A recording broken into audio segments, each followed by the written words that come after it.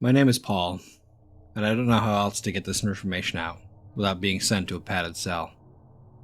So I figured I'd come here, try to get my story out, so that maybe your world won't make the same mistake as mine. Honestly, this place reminds me a lot of my home from when I was a kid.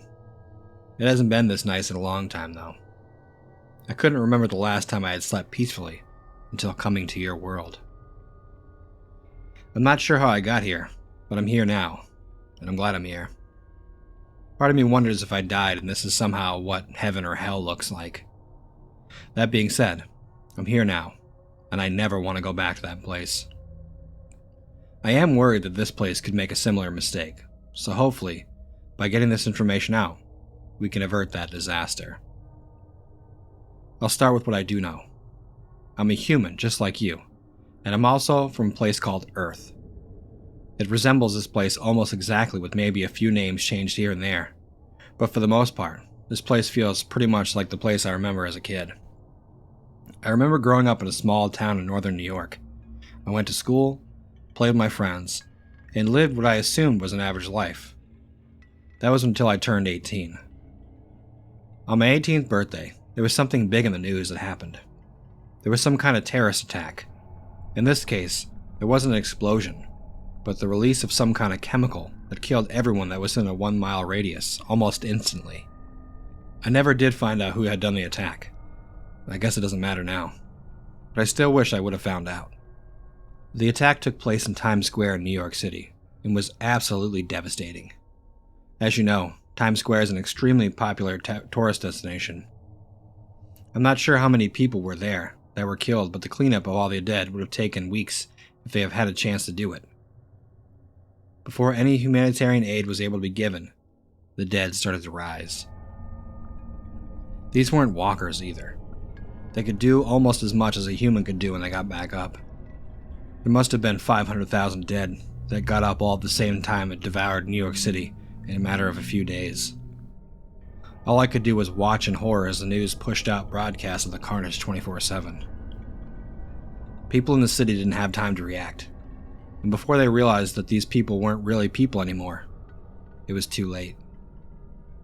I did what any normal person would do during this time, and rushed to the supermarket to get as many supplies as my broke 18-year-old self could buy.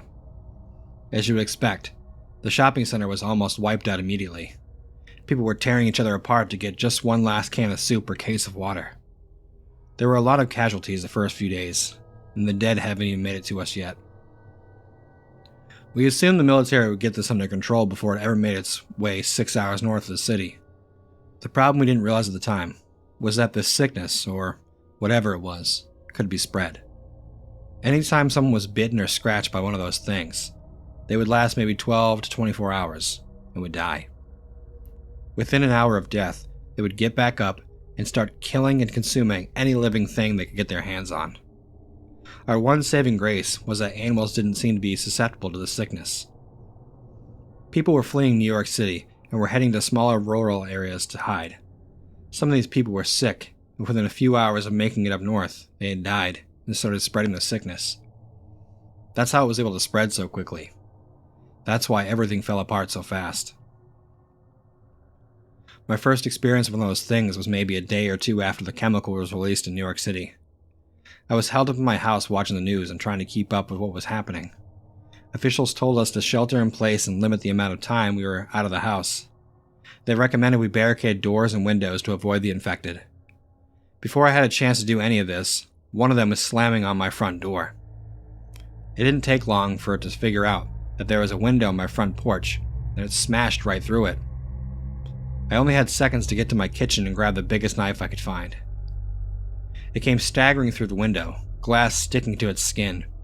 It didn't seem to even notice that it was bleeding and covered with glass. It was a man, maybe early 30s. It didn't notice me at first, but when it did, it came at me at a dead sprint. I tensed up and prepared for the impact. I swung the knife forward toward its head and was able to stab it directly in the eye. It slammed me to the ground and growled at me, trying to bite me in the neck. With my hand still on the handle of the knife, I pushed with all my might and felt the knife sink deeper into its skull. The man went limp, and I pushed him off, trying to pull myself together. I didn't have much more time to pull myself together before I realized more of them were outside. I ran upstairs, grabbed my rifle, and prepared a go bag. There was no way I was going to make it staying in this house. It was too easy for them to get inside. I grabbed the knife from the man on the floor and grabbed my keys. I didn't know where I was going to go, so I just started driving and hoped that I would find what I needed. We had a nearby military base, but I didn't think that would be a great idea for me to go with how many people would be heading that way, healthy or infected. I headed east toward the Adirondacks with the hope that it wouldn't be as populated. I never did manage to make it that far. My car ended up breaking down halfway there after I accidentally hit one of them. I ended up in a small town that I could tell had already been ravaged by them. I didn't see any of them around, so I went to the closest house that looked the easiest to fortify. That's actually where I ended up spending the next 15 years in. I saw my fair share of them from time to time as the years went by. I saw even more any time I had to go to the neighboring towns to find supplies.